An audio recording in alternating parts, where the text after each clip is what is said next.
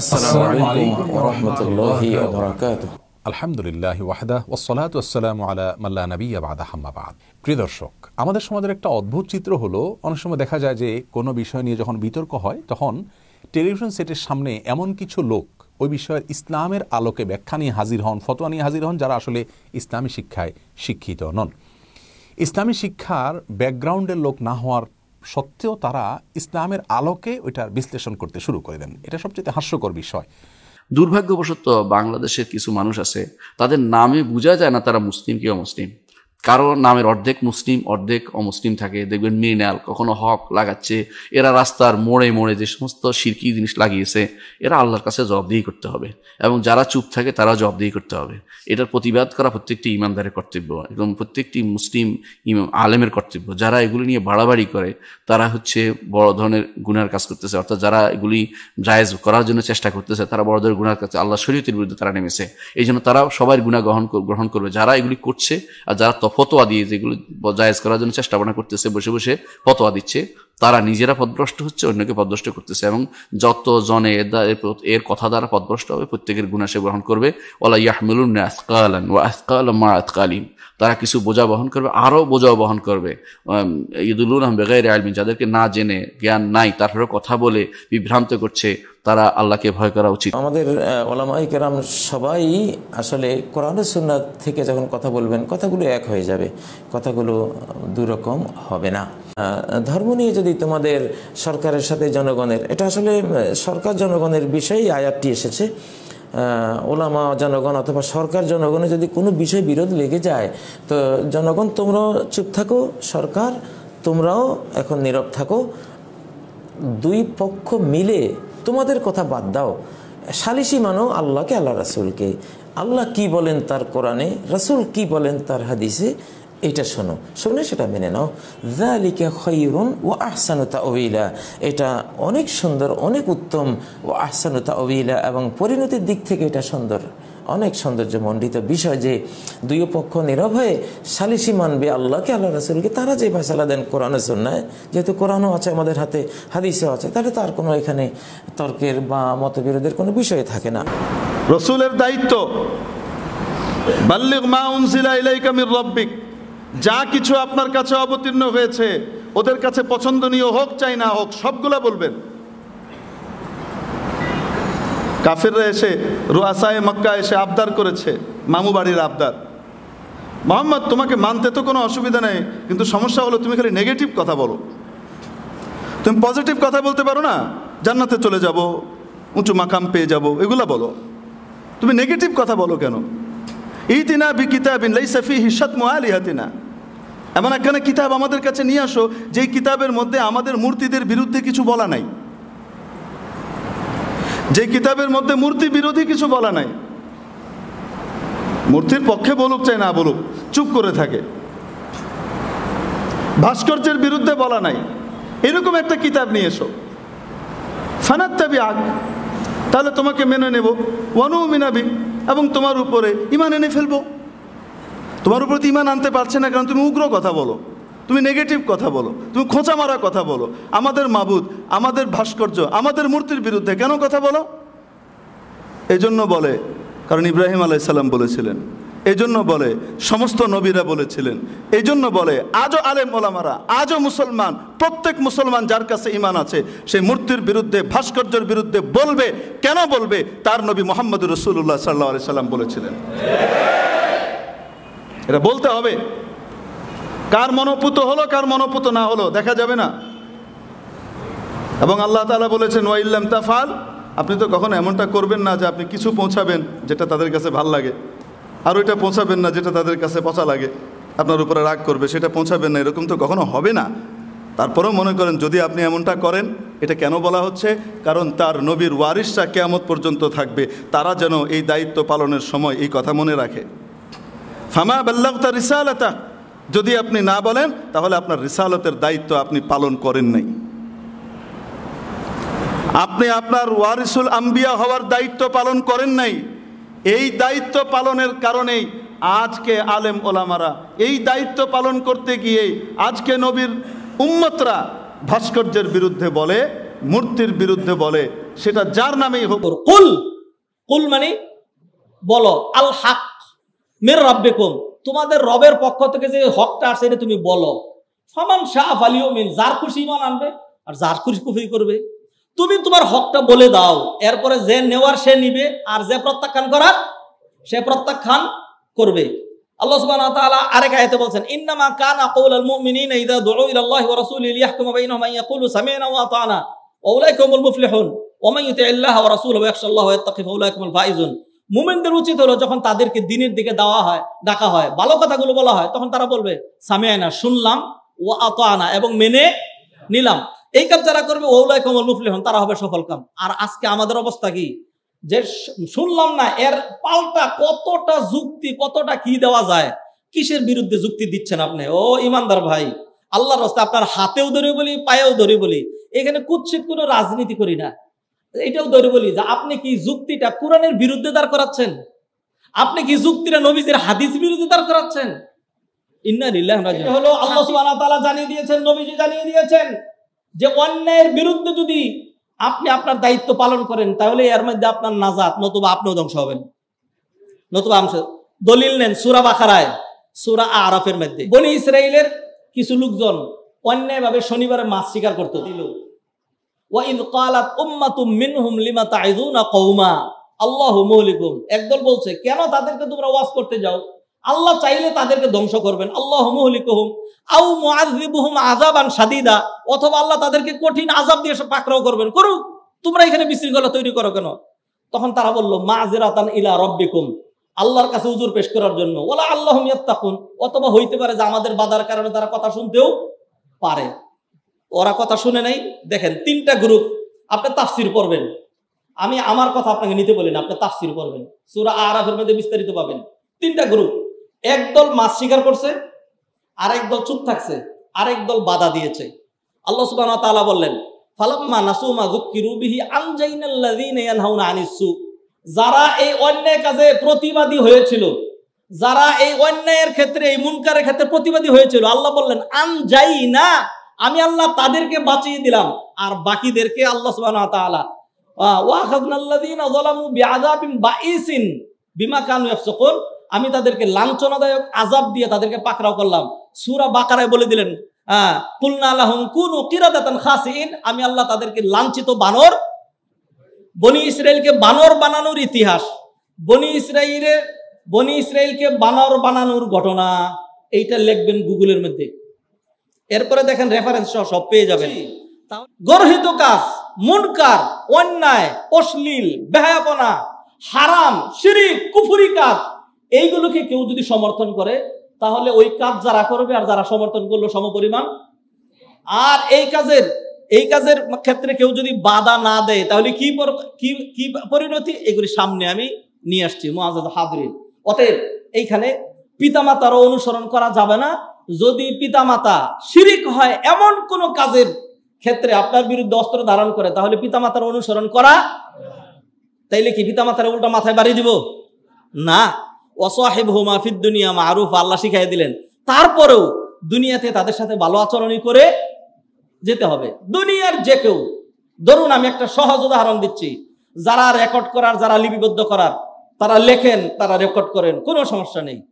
সেটা হলো, ধরুন আমাদের দেশে প্রশাসন রয়েছে, যদি অন ইসলামিক কোনো কাজ, শিরকি কোনো কাজ এটা আমাদের উপর চাপিয়ে দিতে চায়, তাহলে সেই ক্ষেত্রে তাদের অনুসরণ করা যাবে না। কিন্তু এই কথা বলা যাবে না যে তাদের বিরুদ্ধে অস্ত্র ধরবো, হ্যাঁ তাদের বিরুদ্ধে লড়াই করব, এইটা বলার কোনো সুযোগ নেই দুনিয়াতে। তারপরেও এত উল্টাপাল্টা করলেও তাদের আনুগত্যের যেই বিষয়টা সেটা খুলে ফেলা যাবে না, আনুগত্য করে যেতে হবে। শুধু ওই কাজটার, শিরকি কাজের আনুগত্য করা যাবে না, কুফরি কাজের আনুগত্য করা যাবে না। রাষ্ট্রীয় শৃঙ্খলা বজায় থাকে এমন সকল কিছুর আনুগত্য করতে হবে। তো এটা যদি করা হয়, এটা প্রতিবাদের মাধ্যম কি? প্রতিবাদটা হতে হবে শরিয়া সম্মত পদ্ধতিতে, অর্থাৎ যিনি বা যারা করতেছেন তারাও মুসলিম, হয়তো তারা বিষয়টা সঠিকভাবে ওইভাবে বুঝতে পারে না, অথবা তাদেরকে যারা বোঝাচ্ছেন, যারা পরামর্শ দিচ্ছেন, তারা হয়তো বোঝাচ্ছেন যে এটা কোনো অসুবিধা নাই, এটাতে শরীর কোনো অসুবিধা হয় না, এটা শুধু স্মৃতি রক্ষা বা এটা ভাস্কর্য আলাদা জিনিস, এটা মানুষ ইবাদত করে না, এটা কি কিছু করে না, এটাতে কোনো অসুবিধা নেই, এই ধরনের ধারণা দিয়ে হয়তো বোঝাচ্ছে। তো এই সঠিকভাবে এটার সাথে ধর্মীয় কোরআন সুন্নাহর সম্পর্কটা না বোঝার কারণে হয়তো তারা করতে চাচ্ছেন। তো এই ক্ষেত্রে শরিয়া সম্মত উপায় হলো যে তাদেরকে বোঝানো। দাওয়াত পৌঁছার পরে, বলার পরে মূর্খ যারা বুঝে না তার একটা প্রসঙ্গ আছে, তুমি সব বুঝো কিন্তু শিরিকের জ্ঞানটা অর্জন করনি কেন? এই প্রশ্ন যদি আল্লাহ করে, উত্তর কি হবে? আল্লাহ তো বলে দিয়েছেন ইকরা, পড়ো, তুই পড়নি কেন? 2, ফা'লাম আন্নাহু লা ইলাহা ইল্লাল্লাহ, তুমি জানো আল্লাহ ছাড়া কোনো ইলাহ, মাবুদ, প্রকৃত মাবুদ নেই, তুমি এটা জানো, তুমি জানলে না কেন? তুমি সব জানো, শিরিকের জ্ঞানটা অর্জন করনি কেন? তাহলে আল্লাহর সামনে আমার আপনার কি উত্তর থাকবে? আল্লাহর সামনে কি আপনি দাঁড়িয়ে বলবেন যে আমি আল্লাহ শিরিক সম্পর্কে জানি না, হুজুরের উপরে দিয়ে ভর, বিসমিল্লাহ আল্লাহু আকবার, হুজুর বলেছে গাই, ষাঁড় হলেও গাই, এখন হুজুরকে ধরো, আল্লাহ কি শুনবে এই কথা? মূর্তি এবং ভাস্কর্য কখনো এক হওয়া জরুরি নয়। মূর্তি এবং ভাস্কর্য, মূর্তি একেবারে সরাসরি সুরত দিয়ে যেটা বানানো হয় মানুষের, এটা হলো মূর্তি। আর ভাস্কর্য একটা ব্যাপক শব্দ, ভাস্কর্যের মধ্যে কখনো কখনো জায়েজ সুরত আছে, কোনটা যেটা কোনো প্রাণীর সুরত নয় এবং যেটা কোনো আবাদতের জন্য ব্যবহৃত হয় না, সেটা হতে পারবে। হ্যাঁ, কখনো কখনো গাছও কিন্তু কোনো গাছও কিন্তু আবাদত হয়, সব গাছ দেওয়া যাবে না, যেগুলি আবাদত হয় যেগুলো দেওয়া যাবে না। আপনারা জানেন যে ওজ্জা কি ছিল? ওজ্জা একটা গাছ ছিল মূলত, অর্থাৎ ওজ্জা নামে একটা গাছ ছিল, সেটা শয়তান গাছের মতো করে সেটা ইবাদত করতো তারা। অনুরূপভাবে জাত আনুয়াত একটা গাছ ছিল, তো এটা শয়তানের প্ররোচনায় মানুষ সেটার ইবাদত করতো। আমি একটি হাদিস শোনাচ্ছি আপনাদেরকে, তাফসির ইবনে কাসির, তাফসির রুহুল মাআনি, তাফসির কুরতুবী, সবগুলো তাফসির এসেছে। সিয়াহসিত্তার প্রসিদ্ধ কিতাব সুনান নাসাইতে হাদিসটি এসেছে। মক্কা বিজয়ের পর কাফেররা 360টি দেবদেবীর মধ্যে সবচেয়ে বেশি শ্রদ্ধা করত 3টি মূর্তিকে, লাত, মানাত, উজ্জা। কয়টা? আল্লাহ পাক কোরআন কারীমে বলেছেন, আফরাআইতুমুল লাতা ওয়াল উজ্জা ওয়া মানাতাস সালিসাতাল উখরা। লাত মানাতের ব্যাপারে তোমাদের কি ধারণা? তোমরা কি চিন্তা করেছো? আর তৃতীয় যেই দেবী মানাত, সে ব্যাপারে, লাতের ব্যাপারে, উজ্জার ব্যাপারে তোমরা কি ভেবেছ? আর তৃতীয় যেটি রয়েছে মানাত, কথা বুঝতেছেন? মক্কা মুকাররমার নিকটবর্তী তায়েফে ছিল বড় দেবী উজ্জা। কোনটা? উজ্জা। রাসূল করিম সাল্লাল্লাহু আলাইহি সাল্লাম খালিদ বিন ওয়ালিদকে পাঠালেন এই মূর্তিকে ভেঙ্গে মাটির সাথে মিশিয়ে দিতে।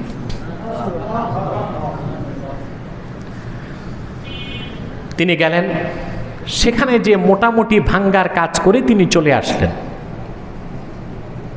এসে বললেন, ইয়া রাসূলুল্লাহ সাল্লাল্লাহু আলাইহি সাল্লাম, শিরকের বাহন মূর্তিকে ধ্বংস করে এসেছে, স্থাপনাকে ধ্বংস করেছে।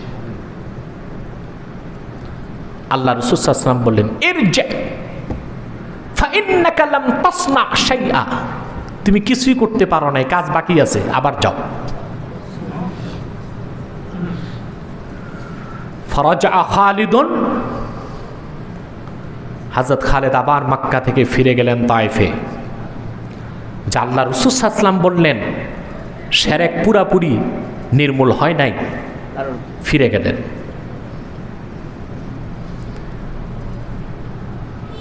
ওই যে উজ্জা, সেই মূর্তি, সেই দেবী আর সেই স্থাপনার তত্ত্বাবধানে যারা ছিল মূর্তি পূজারী, খালিদকে দেখেই চিৎকার করতে লাগলো, ইয়া উজ্জা, ইয়া উজ্জা, বলেন নাউজুবিল্লাহ।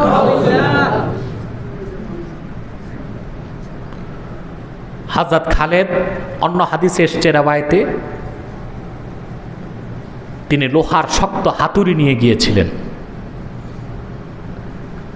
তাদের সেই ইবাদতখানার বিভিন্ন অংশ ভাঙতে ভাঙতে তিনি যখন একদম উজ্জার কাছে পৌঁছলেন, তিনি যে দেখলেন ফাইদা ইমরাআতুন উরিয়ানাতুন নাশিরাতুন শা'রাহা তাহসুত তুরাব আলা রাসিহা,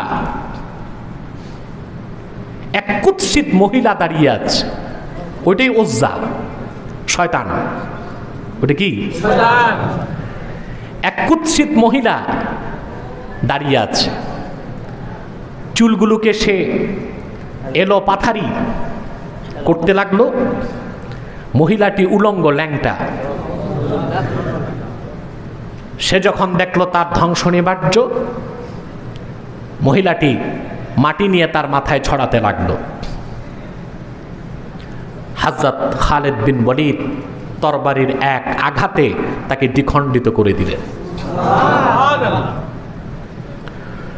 ثم رجع إلى رسول الله صلى الله عليه وسلم فأخبره فقال صلى الله عليه وسلم تلك العزى।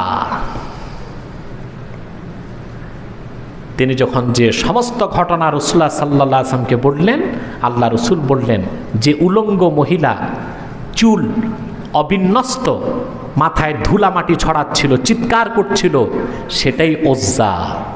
সেটাই কি? উজ্জা। অর্থাৎ উজ্জার সাথে ছিল একটা শয়তান। কি ছিল? শয়তান। মূর্তি এ তো নিষ্প্রাণ, এটা কি? নিষ্প্রাণ। তাহলে হাদিস সাক্ষী দিচ্ছে প্রত্যেক দেব দেবী মূর্তির সাথে একটা করে শয়তান থাকে। কি থাকে? শয়তান। মূর্তি হোক, ভাস্কর্য হোক, দেব হোক, দেবী হোক, সাথে কি থাকে? শয়তান। আরেকটি কথা না বললেই নয়, লাত মানাত উজ্জার ব্যাখ্যায় ইমাম ফখরুদ্দিন রাজি তাফসিরুল কবির 10ম খণ্ড 245 পৃষ্ঠায় একটা ব্যাখ্যা দিয়েছেন।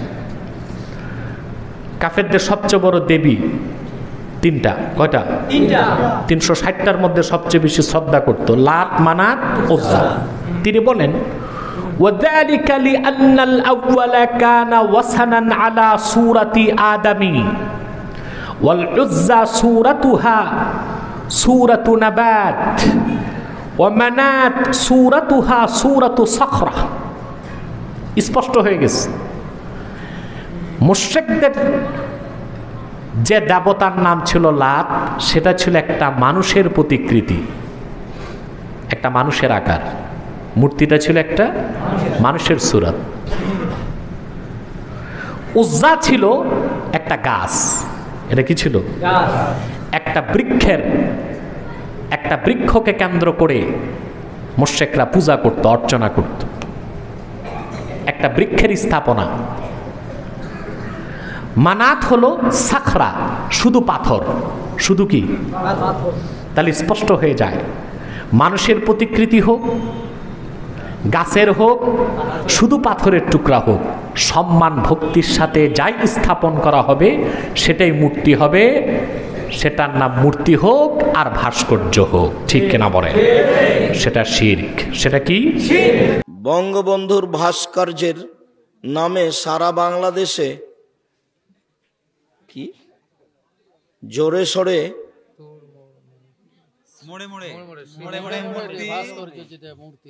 ভাস্কর্য মূর্তি একই, শরীয়তের অনুমোদন দিবে না। শরীয়তের জায়েজের কোনো পথ নেই। আল্লাহ সুবহানাহু ওয়া তাআলা শিরকের শুরুর ইতিহাস বলেছেন নূহ আলাইহিস সালাতু ওয়াস সালাম থেকে। সেখানে কিছু ভালো মানুষ ছিল, যেই ভালো মানুষগুলোর মৃত্যুর পর শয়তান তাদের অন্তরে ওয়াসওয়াসা দিল যে তোমরা এই ভালো মানুষগুলোর ভাস্কর্য বানাও, এই ভালো মানুষগুলোর মূর্তি বানাও, যাতে করে তাদেরকে দেখে তোমাদের ভালো কাজের প্রতি আগ্রহ জাগে। এমন একটা বুদ্ধি দিয়ে, কুমন্ত্রণা দিয়ে কিন্তু ভাস্কর্য বা প্রতিকৃতি ওই অলিয়া উলিয়াদের সে নির্মাণ করিয়ে নিয়েছিল। কারণ সে জানে শেষ পরিণতিতে সে কি করবে। তো সে বলল উনসুবু লাহুম ফি মাজালিসিকুম, এসব অলিয়া উলিয়ার একটা প্রতিকৃতি বানাও তোমাদের, যেখানে তোমরা বসো, যেখানে তোমরা সবাই থাকো, সেখানে একটা ভাস্কর্য থাকবে তোমাদের সভাস্থলে। উনি ওয়াদ, ইনি সুয়া, ইনি ইয়াগুস, ইনি ইয়াউক, ইনি নাসার, সব মহান ব্যক্তি, জাতীয় নেতৃবৃন্দ, অলিয়া উলিয়া। তো দেখলেই তো তাদের চেতনা তোমাদের ভিতরে চলে আসবে, সংস্কৃতি, তাদের সভ্যতা ধারণ করার একটা স্পৃহা জাগবে। এই ভালো কথাটা বলে সে ওই প্রতিকৃতি বানিয়ে নিল। তাহলে দেখুন এটার আর্কিটেক্টকে, এই যে ভাস্কর্য প্রতিকৃতি, এটার রূপকারকে, রূপকার হলো ইবলিস, রূপকার হলো শয়তান। সর্বপ্রথম বুলাবালা কওমে নূহকে দিয়ে সেই কাজটা করে নিয়েছিল। আচ্ছা, পরে ইবনে আব্বাস বলেছেন যে হয়তো শত শত বছর এইভাবে থেকে গেল, তারা এটাকে ভাস্কর্য রূপে, শ্রদ্ধার একটা উপকরণ রূপেই তাদের ওই প্রিয় মানুষগুলোকে তারা সামনে রেখেছিল। কিন্তু ওরা যখন মারা গেল, এই লোকগুলো, নির্মাতারা যখন চলে গেল, নেক্সট কোনো একটা জেনারেশন যখন আসলো, তখন তাদের কেউ জানে না যে এই প্রতিকৃতিগুলো কি। পরবর্তী শয়তান এসে বললো যে আরে আগের লোক তো এদের আবাদত করতো, এর সামনে নিয়ে আসো। সামনে এসে এখন তাদের মধ্যে এদের প্রতি সম্মান প্রদর্শন, এদের প্রতি বিশেষ আবেগ প্রদর্শন, এসবই তাদের প্রতি দেখানো হলো। ওখানে উল্লেখ আছে পুরোপুরি ঘটনাটা, আপনি দেখবেন। তো সেখানে এরপরে তারা এদের আবাদত করা শুরু করে দিল। তখন আল্লাহ তাআলা নূহ আলাইহিস সালামকে পাঠালেন, বললেন যে তুমি এদের বিরুদ্ধে, তারা যদি শিরিক করতেছে, এদের বিরুদ্ধে তোমাকে পাঠানো হচ্ছে, তুমি এদেরকে এ থেকে নিষেধ করো। নূহ আলাইহিস সালাম 950 বছর এদেরকে নিষেধ করলেন, কারণ তারা এই 5 জনকে ছাড়তে রাজি হলো না। দাওয়াত প্রত্যাখ্যান করে তারা বলেছিল, তাদের কথা আল্লাহ তাআলা কোরআনে কারীমে তুলে দিয়েছেন। কোরআনে কারীমের 71 নম্বর সূরা, সূরাতুন নূহের 23 নম্বর আয়াতে আল্লাহ পাক সুন্দর করে বললেন, ওয়া ক্বালু লা তাযারুন্না আলিহাতাকুম ওয়া লা তাযারুন্না ওয়াদ্দান ওয়া লা সুওয়া'আন ওয়া লা ইয়াগুস ওয়া ইয়াউক ওয়া নাসরা। কাফের নেতৃবৃন্দ বলল, খবরদার, সাবধান, নূহের দাওয়াত শুনে তোমরা মূর্তিগুলো থেকে মুখ ফিরিয়ে নিও না, বরং তোমরা ওয়াদ, সুওয়া, ইয়াগুস, ইয়াউক এবং নাসরের ইবাদত তোমরা ছেড়ে দিও না। চিন্তা করেছেন আপনি, 5 জন নেককার মানুষ পরবর্তীতে 5টি ভাস্কর্যে পরিণত হলেন। এর পরবর্তী প্রজন্মের কাছে 5টি ভাস্কর্যই 5টি মূর্তি হিসাবে চলে আসলো। নাউযু বিল্লাহি মিন যালিক। তাহলে আমরা বুঝতে পারলাম যে আসলে ভাস্কর্য নির্মাণ বা মূর্তি নির্মাণ এটি আসলে মুসলিম সংস্কৃতি নয়, বরং এটি হচ্ছে কাফের মুশরিকদের সংস্কৃতি। ঠিক কিনা ভাই? আপনি যে কোনো রাজনৈতিক দল করতে পারেন, কিন্তু প্রিয় ভাই আমার, আপনার পরিচয় মুসলমান, আপনার ইসলাম যেটাকে সাপোর্ট করে না, আপনি তো সেটা করতে পারেন না। যারা ভাস্কর্য বানানো জায়েজ বলে, তারা একটি এক্সাম্পল দাঁড় করায়। তারা বলে যে দেখেন, বহু মুসলিম দেশে তো ভাস্কর্য আছে, তো আমরা বানালে দোষ কোথায়? এরকম কথা তারা বলে না। তার কাছে আমার পাল্টা প্রশ্ন হলো, বহু মুসলিম দেশে তো ইসলামের আইন আছে, তো তোমার দেশে ইসলামী আইন নাই কেন? তাহলে যে সমস্ত তথাকথিত প্রগতিশীল বন্ধুরা, যারা মুসলিম দেশগুলোর কোনো বাজে দৃষ্টান্ত থাকলে সেটিকে আমাদের দেশে আমদানি করার কথা বলে, সে দেশগুলোর কোনো ভালো দৃষ্টান্ত থাকলে সেটিকে আমদানি করার কথা তো কখনো বলেন না। এখান থেকে বোঝা গেল তারা সুস্পষ্টভাবে সুবিধাবাদিতার অবস্থানে রয়েছেন, স্বার্থপরতার অবস্থানে রয়েছেন। তাদের আরেকটি দাবি হলো যে এটি এক প্রকারের শিল্প, ভাস্কর্য এক প্রকারের শিল্প, অতএব এই শিল্প আমাদেরকে ধরে রাখতে হবে। শিল্পের বিরোধিতা করতে পারে মূর্খ মানুষেরা শুধুমাত্র। প্রিয় দর্শক, আমরা এ ব্যাপারেও তাদের কাছে বিনীতভাবে প্রশ্ন করতে চাই যে কোনো কিছু শিল্প হলেই সেটি আমাদের ধারণ করতে হবে? পৃথিবীতে বহু প্রকারের শিল্প আছে, অনেক সমাজে অনেক রকমের শিল্প আছে। সব শিল্পকে আমরা আমাদের সমাজে আমদানি করব? যেমন পাপুয়া নিউগিনি লোকদের শরীরে, তাদের দেহে, অবয়বে, তাদের জীবন আচারে, তাদের সংস্কৃতিতে অনেক প্রকার শিল্প আমরা দেখতে পাই, যা দেখে আমাদের দেশের মানুষ অনেক সময় হেসে দেয়, কারণ সেগুলো আমাদের সমাজে নেই। সেই শিল্প নিশ্চয়ই আমরা কেউ আমদানি করব না। যারা আজ ভাস্কর্যের শিল্পকে বাংলাদেশে ছড়িয়ে দিতে চান, তারা তাদের পরিবারের সদস্যদের মধ্যে পাপুয়া নিউগিনির লোকদের শিল্পকে নিশ্চয়ই ধারণ করার কথা বলবেন না। তাহলে বোঝা গেল যে শিল্প আমার বিশ্বাসের সঙ্গে যায় না, আমার সংস্কৃতির সঙ্গে যায় না, সেই শিল্প আমাকে আমদানি করতে হবে, এটি মোটেও সঠিক কথা। যারা ভাস্কর্য নির্মাণ এবং স্থাপনকে জায়েজ মনে করেন, তারা কোরআন হাদিস থেকে কিছু উদ্ধৃতি পেশ করে থাকেন। তার মধ্যে থেকে একটি হলো আয়েশা রাদিয়াল্লাহু তাআলা আনহার ঘটনা। আমরা জানি সহিহ বুখারীতে বর্ণিত হয়েছে, আয়েশা রাদিয়াল্লাহু তাআলা আনহা তিনি ছোট ছিলেন, তার বাসায় খেলনার পুতুল ছিল, তিনি তার বান্ধবীদের সাথে সেই পুতুল দিয়ে খেলা করতেন। প্রিয় নবী সাল্লাল্লাহু আলাইহি সাল্লাম সেটিকে অনুমোদন করেছেন, কখনো তিনি বাধা দেননি। তাদের দাবি হলো নবী সাল্লাল্লাহু আলাইহি সাল্লামের বাসায় যদি পুতুল থাকতে পারে তাহলে সে পুতুলেরই বড় আকৃতির পুতুল, সেটি বাহিরে থাকতে অসুবিধা কোথায়? হাদিসে মা আয়েশার ব্যাপারে যেটা এসেছে তিনি খেলা করতেন, ওইটার নাম এসেছে লুআব। কি? লুআব, খেলনা। খেলনা এটা কি? আওসান না, আমসাব না, তাসাবির না, তামাসিল না, সেটা কি কি বলা হয়েছে? লুআব, খেলনা। খেলনা, খেলনার পুতুল আর মূর্তি ভাস্কর্য কি এক? কথা বলে না। মূর্তি ভাস্কর্য স্থাপন করা হয় যার সম্পর্ক সম্মানের সাথে, শ্রদ্ধার সাথে, আর খেলনার সম্পর্ক তাচ্ছিল্যের সাথে।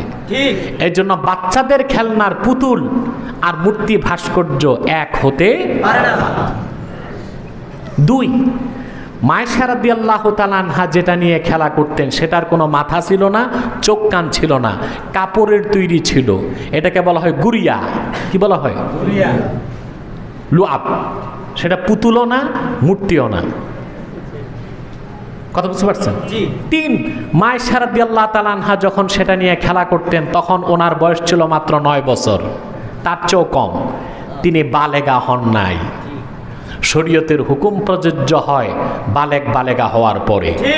আসেন এই হাদিসের ব্যাখ্যায় সহিহ বুখারীর সবচাইতে বড় ব্যাখ্যাকার, সবচাইতে বড় ব্যাখ্যা গ্রন্থ, সেই গ্রন্থের নাম কি? ফাতহুল বারী। ফাতহুল বারীর গ্রন্থকার আল্লামা হাফেজ ইবনে হাজার আসকালানি রাহিমাহুল্লাহ, তিনি বলেছেন এই হাদিসের ব্যাখ্যায় তিনি লিখেছেন যে ইসলামী শরিয়া ছোট বাচ্চাদের জন্য পুতুল নিয়ে খেলা করা অনুমোদন দিয়েছে, এটা জায়েজ করে দিয়েছে। আম্মা জান আয়েশার বয়স কম ছিল, তিনি সেই বয়সে পুতুল খেলতেন, এই জন্য রাসূল কারীম সাল্লাল্লাহু আলাইহি সাল্লাম কখনো তাকে নিষেধ করেননি। শুধু হাদিস বললেই হবে? গোটা জীবনভর যারা হাদিস নিয়ে কাটিয়ে দিয়েছেন তাদের ব্যাখ্যাও তো তোমাকে শুনতে। তো যারা ভাস্কর্যকে জায়েজ বলে তারা 3টি দলিল দেয়। কয়টি দলিল দেয়?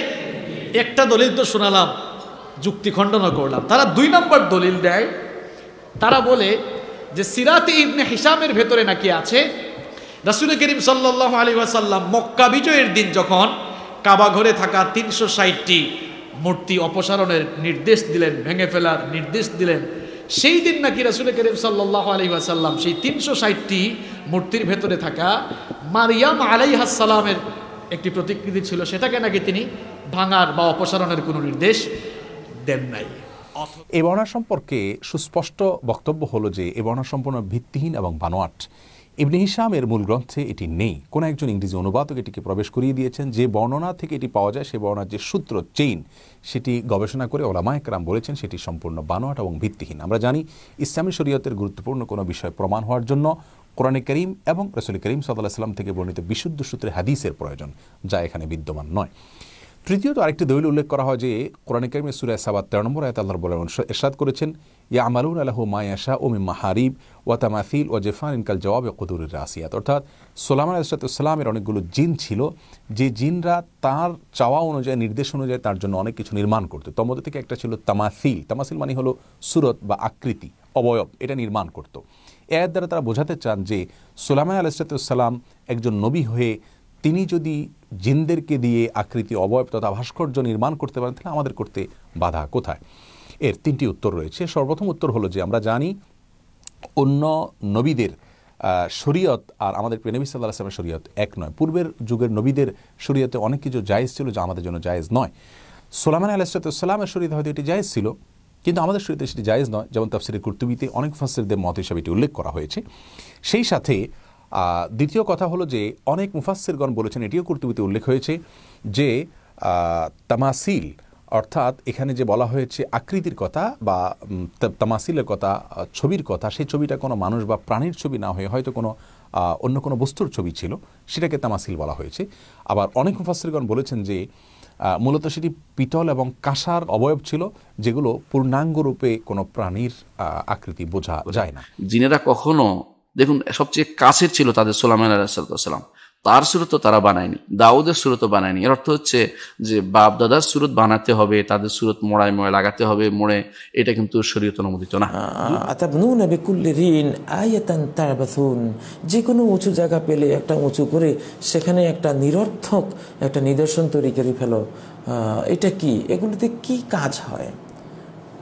এগুলোতে আসলে তোমরা যেটা ভাবছো একটা শ্রদ্ধা সম্মান হয়, আসলে হয় না। ইতিহাস তো তা বলে না।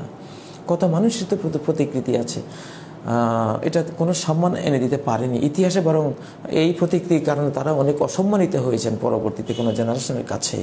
প্রকৃত সম্মান তো অন্তরে হয়। যেমন সমস্ত আম্বিয়া কিরামকে আল্লাহ তাআলা স্মরণীয় করে রেখেছেন পৃথিবীতে। আমাদের জাতীয় মহান নেতৃবৃন্দ যারা আছেন তারা যা ভালো কাজ করে গেছেন, এমনিতে আমাদের হৃদয়ের মণিকণা তারা স্থান করে নিতে পারবেন, আল্লাহ তাদেরকে দেবেন, আমরা দোয়াও করবো ওদের জন্য। তো যে বঙ্গবন্ধু আমাদের সম্পদ, আমাদের স্বাধীনতার স্থপতি, তার সম্মান আমরা দিয়েছি, দেব, আমরা দিতে জানি। সম্মান দেওয়ার জন্য মূর্তি তৈরি করা এটা হারাম, ঠিক নয়। কোনো ব্যক্তির চেতনা আদর্শকে হৃদয়ে লালন করার জন্য আসলে ভাস্কর্য থাকার দরকার নেই। যদি দরকার হইতো তাহলে আল্লাহ তাআলা নিজেই অর্ডার দিতেন যে মুহাম্মদ সাল্লাল্লাহু আলাইহি ওয়াসাল্লামের ভাস্কর্য প্রতিকৃতি কাবা ঘরের পাশে রাখো। কাবা ঘরের পাশে আমার রাসূলের কোনো প্রতিকৃতি আছে? মসজিদ নববীর পাশে আছে? আচ্ছা বলেন তো, যদি বানানোর দরকার হইতো, পৃথিবীতে স্বর্ণ, রূপা, হীরা, মণিমুক্তা এর চাইতেও দামি কোনো জিনিস থাকলে, হীরা, আমার তো মনে হয় স্বর্ণরৌপ্য, হীরা, মণিমুক্তা নয়, মানুষরা বলতো যে আমাদের কলিজা দিয়ে বিশ্ব নবীর মূর্তি বানিয়ে দাও। আমরা এত ভালোবাসি আমাদের নবীকে। প্রিয় ভাইরা, কারো চেতনা বা কারো আদর্শ হৃদয়ে ধারণ করার জন্য ভাস্কর্য থাকার দরকার হয়। দেখেন মুসা আলাইহিস সালাম, ইতিহাসে মানুষ আজও থাকে শ্রদ্ধা ভরে স্মরণ করে। তার কোনো মূর্তি আছে? ভাস্কর্য আছে?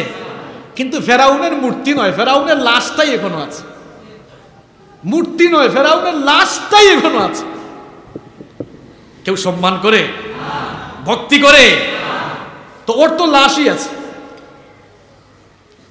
ভাস্কর্য না, ওর লাশটাই আছে। আল্লাহ তাআলা কোরআনে বলেছেন, ফাল ইয়াউমা নুনাজ্জিকা বিবাদানিকা লিতাকুনা লিমান খালফাকা আয়া। আল্লাহ তাআলা বলছেন, ফেরাউন যখন ডুবে ডুবে পানি খেয়ে খেয়ে লোহিত সাগরে মরে যায়, হাত তুলে বলল, আল্লাহ ভালো হয়ে গেছে, বাঁচাও আমাকে। আল্লাহ বলেন, আল আন, সন্ত্রাসী, এখন তোর সময় হয়েছে। ওয়াকাদ আসাইতা ওয়া কুনতা মিনাল মুসলিম, ওয়াকাদ আসাইতা ক্বাবলু ওয়া কুনতা মিনাল মুফসিদিন। এত সন্ত্রাসী, এত ফাসাদ দুনিয়াতে সৃষ্টি করেছিস, এখন তোর সময় হয়েছে। আল্লাহ বলেন, না, তোর একবারে মারবো না, কারণ তোর নাতিপুতি প্রেতাত্মারা তো কিয়ামত পর্যন্ত থাকবে, এরা যেন তোর থেকে শিক্ষা নেয়, তোকে সুটকি বানাইয়ে রাখবে। আল্লাহ রেখেছেন কিনা? তো তার তো ভাস্কর্য নাই, পুরা লাশটাই আছে। মানুষ সম্মান করে, শ্রদ্ধা করে, ভক্তি করে? তাহলে কোনো মানুষকে সম্মান, শ্রদ্ধা, ভক্তি কিংবা তার ইতিহাস, তার চেতনা হৃদয়ে লালন করার জন্য ভাস্কর্য থাকার কোনো দরকার। এই দেশের স্বাধীনতার স্থপতি, স্বাধীনতার মহানায়ক মরহুম বঙ্গবন্ধু শেখ মুজিবুর রহমান সাহেবকে বাংলাদেশ যতদিন থাকবে, বাংলাদেশের মানুষ চিরকাল শ্রদ্ধার সাথে তাকে স্মরণ রাখবে। এর জন্য কোনো ভাস্কর্যের দরকার, কারণ বাংলাদেশ আর বঙ্গবন্ধু ওতপ্রোতভাবে জড়িত। এর জন্য কোনো মূর্তি বানানোর দরকার নেই। আমরা সরকার প্রধান মাননীয় প্রধানমন্ত্রীকে শ্রদ্ধার সাথে, বিনয়ের সাথে পরামর্শ দিতে চাই, আপনি দেশের প্রধান, আপনি দেশের অভিভাবক। একদিকে আপনি যেমন এই দেশের স্বাধীনতার স্বপ্নদ্রষ্টা বঙ্গবন্ধুর কন্যা, তেমনি তিনিও আপনার বাবা, তিনিও মুসলমান ছিলেন, আপনিও মুসলমান। সুতরাং আপনি এমন কোনো সিদ্ধান্ত নেবেন না, নিশ্চয়ই আপনি চাইবেন না যে আপনার বাবার কবরে আযাব বারুক। এটা কেউ চায়?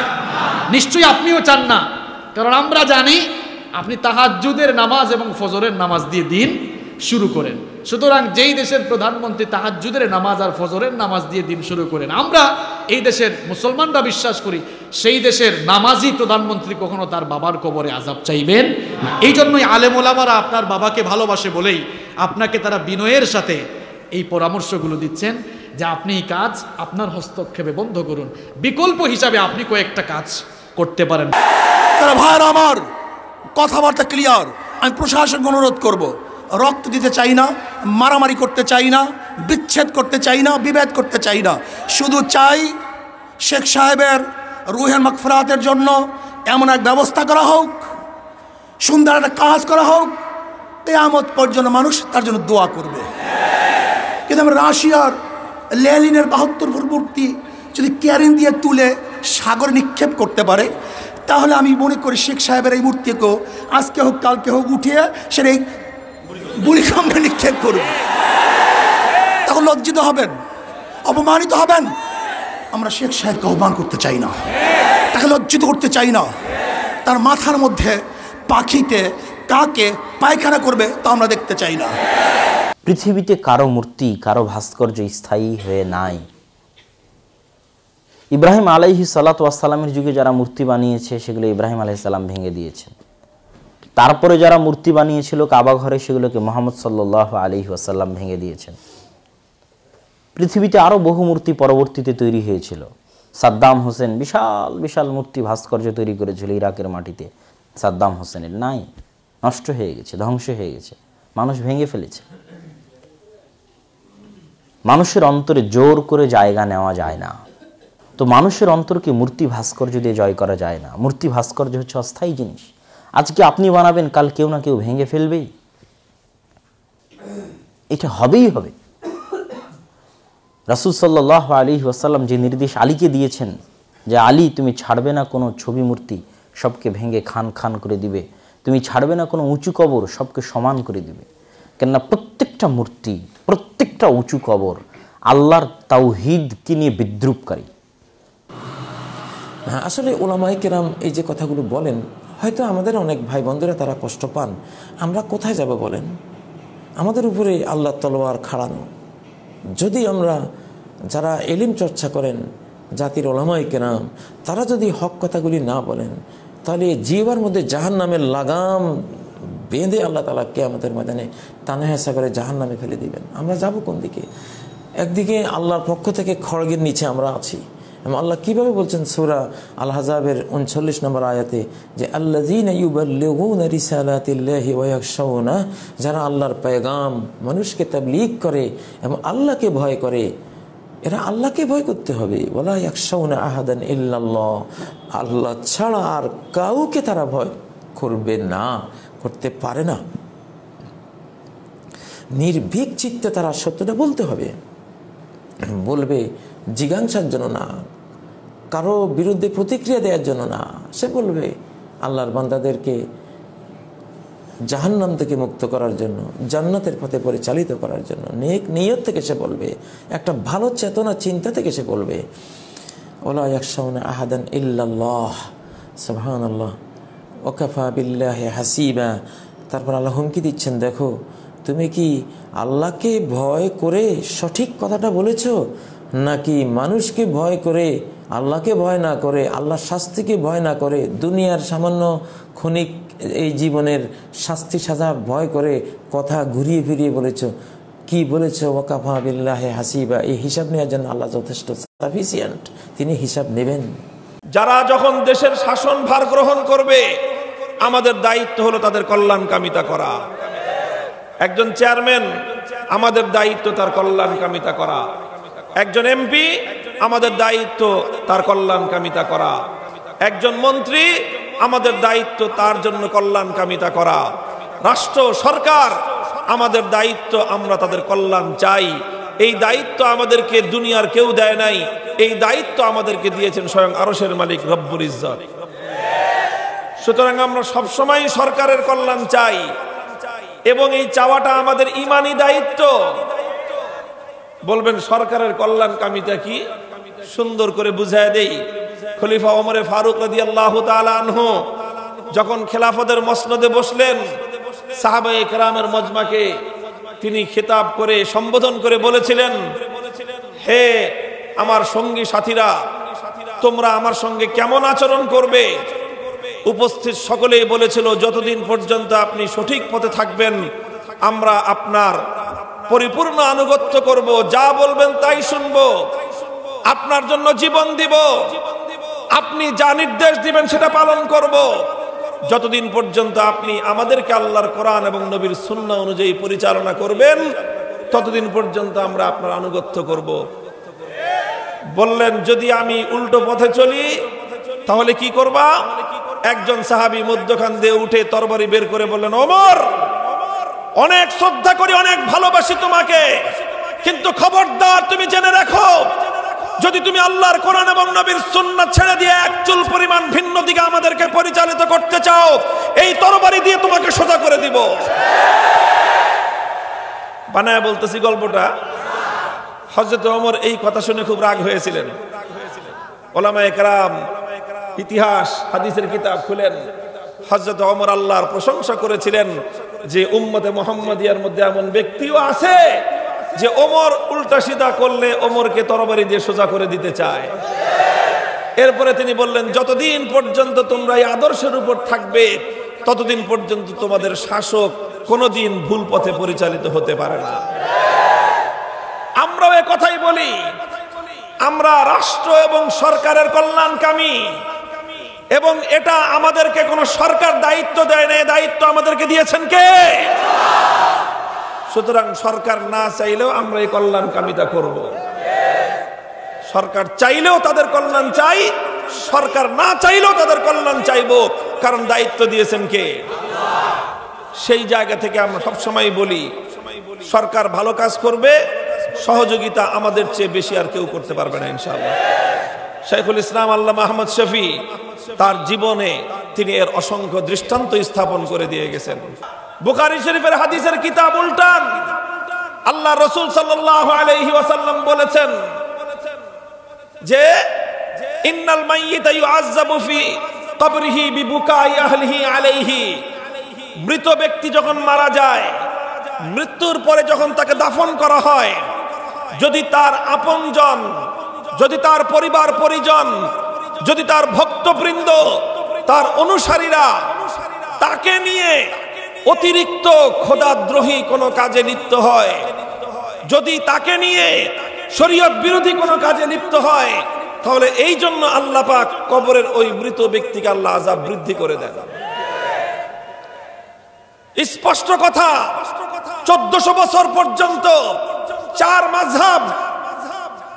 মাযহাবের বাইরে আহলে হাদিস, সালাফি সহ বিগত 1400 বছরের ইসলামের যতগুলো স্কুল অফ থট, ইসলাম নিয়ে যতগুলো গবেষণা কেন্দ্র আছে, সকলের ঐক্যমতের ফয়সালা, নট এ সিঙ্গেল পারসন,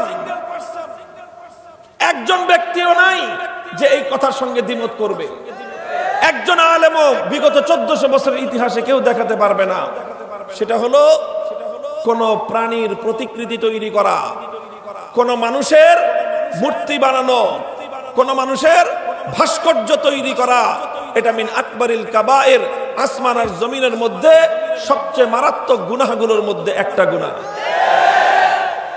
আল্লাহ রাসূল বলেছেন, ইন্না আশাদ্দান নাসি আযাবান ইয়াউমাল কিয়ামাতি আল মুসাফফিরুন, কিয়ামতের দিন যেই অপরাধের কারণে আল্লাহ পাক সবচেয়ে কঠোর শাস্তি দিবেন, সেটা হলো যারা মূর্তি বানায়, যারা ভাস্কর্য বানায়।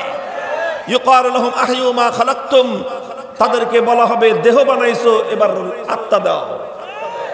মূর্তি বানাইছস, প্রাণ দে, নাইলে পিটায় সাইজ করে ফেলবে। এই কথাটাই বলতে চাই, আমরা বঙ্গবন্ধুর বিরোধী নই, আমরা বঙ্গবন্ধুর ভাস্কর্য বিরোধী। আমরা জিয়াউর রহমানের শত্রু নই, আমরা জিয়াউর রহমানের ভাস্কর্যের শত্রু। যদি আমার বাবারও ভাস্কর্য তৈরি করা হয়, আমরা সেই ভাস্কর্য বিরোধী। আল্লাহর রাসূলেরও যদি কেউ মূর্তি তৈরি করে, সেই মূর্তি আমরা সর্বপ্রথম ভাঙব। কি বলেন, কথা বলেন, ঠিক না বেঠিক? আল্লাহর নবী মক্কা থেকে, বাইতুল্লাহ শরীফ থেকে যে মূর্তিগুলো ভেঙ্গে চূর্ণ বিচূর্ণ করে দিয়েছিলেন, সেখানে হযরত ইব্রাহিম আলাইহিস সালামের মূর্তি ছিল। মক্কার বেঈমানেরা ইব্রাহিম আলাইহিস সালামের মূর্তি বানিয়েছিল, আল্লাহর নবী সেই মূর্তি ভাঙছেন না আস্ত রাখছেন? তাহলে আল্লাহর নবী মুহাম্মদুর রাসূলুল্লাহ সাল্লাল্লাহু আলাইহি ওয়াসাল্লাম ইব্রাহিম আলাইহিস সালামের মূর্তি ভাঙলেন, তাহলে আল্লাহর নবী ইব্রাহিম আলাইহিস সালামের পক্ষের না বিপক্ষের? চিৎকার করে বলেন, পক্ষের না বিপক্ষের? ইব্রাহিম আলাইহিস সালামের মূর্তির বিরোধিতা করা আর ইব্রাহিম আলাইহিস সালামের বিরোধিতা এক জিনিস না। যারা ইব্রাহিমের পক্ষে তারা ইব্রাহিমের মূর্তি ভাঙে, যারা বঙ্গবন্ধুর পক্ষে তারা বঙ্গবন্ধুর মূর্তি ভাঙে। এই বঙ্গবন্ধুর সৈনিকরা এবার আমি তোমাদেরকে ডাক দেব বঙ্গবন্ধুর সম্মান রক্ষা করার ডাক। আমরা তোমাদেরকে ডাক দিব কবরের মধ্যে বঙ্গবন্ধুর আযাব না হওয়ার জন্য যেই পন্থা অবলম্বন করতে হয় সেই পন্থা অবলম্বন করবার ডাক। আমরা ডাক দেব বঙ্গবন্ধুর কন্যা শেখ হাসিনাকে ঘুম থেকে জাগ্রত করবার ডাক। সূরা নিসা 4 নম্বর সূরার 167, 68, 69 আপনি একবারে শেষ দিকে 1, 6, 7, 8 এই দুইটা আয়াত আপনি পড়ে দেন। আল্লাহ সুবহানাহু ওয়া তাআলা এত কিছু জানানোর পরেও আমাদেরকে এলান করে বলে দিয়েছে, ইন্নাল্লাযিনা কাফারু, যারা অস্বীকার করবে, ওয়া যালামু এবং জুলুম করবে। আল্লাহ সুবহানাহু ওয়া তাআলা এত দয়াবান হওয়া সত্ত্বেও তিনি বলছেন সুবহানাল্লাহ, যালামু লাম ইয়াকুনিল্লাহু লিয়াগফিরা লাহুম, আল্লাহ এমন নন যে আল্লাহ তাদেরকে ক্ষমা করে দেবে। বলছে যে আল্লাহ এমন নন যে আল্লাহ এদেরকে ক্ষমা করে দেবে। ইন্নাল্লাযিনা কাফারু ওয়া যালামু লাম ইয়াকুনিল্লাহু লিয়াগফিরা লাহুম ওয়ালা লিয়াহদিয়াহুম তারিকা, আর আল্লাহ তাদেরকে কোনো নাজাতের রাস্তাও দেখাবে না। আল্লাহ কাল কিয়ামতের মাঠে শুধু রাস্তা দেখাবে, ইল্লা তারিকা জাহান্নামা খালিদিনা ফিহা আবাদা। আল্লাহ বলছেন আমি তাদেরকে শুধু জাহান্নামের রাস্তাটা দেখিয়ে দেব, যে তোমরা এই পথে হাঁটো, তারা শুধু জাহান্নামে যাবে, তাদেরকে আমি জান্নাতের পথ দেখাবো না, আল্লাহ সুবহানাহু ওয়া তাআলা বলে দিয়েছে। অতএব আল্লাহ সুবহানাহু ওয়া তাআলার কাছে ইব্রাহিম আলাইহিস সালাম যে দোয়া করেছিল, আমি আমার জন্য এবং আপনারা প্রত্যেকে নিজের জন্য এবং পরিবারের জন্য সেই দোয়া করেন, জুনুবনি ও বানিয়া আন্না আবুদাল আসনাম, আল্লাহ তুমি আমাকে এবং আমাদের সন্তান এবং সন্তানের সন্তানদেরকে আল্লাহ তুমি পুতুল পূজা থেকে বাঁচিয়ে রাখো। আল্লাহ আমাদের পরিবারগুলোকে তুমি এই সমস্ত পুতুল, ছবি, মূর্তি থেকে তুমি হেফাজত করো। যেভাবে পুরো জাতি গুমরা হয়ে গেছে, আল্লাহ তুমি আমাদেরকে ঈমান দিয়েছো, এই ঈমান তুমি আমাদেরকে শিরিক দ্বারা নষ্ট করে দিও না। আল্লাহ তোমার পক্ষ থেকে তুমি আমাদেরকে সাবেত কদম রাখার তৌফিক দান করো এবং তুমি আমাদের ঈমানকে বাঁচিয়ে রাখো। আল্লাহ তোমার কাছে আমরা আশ্রয় চাচ্ছি।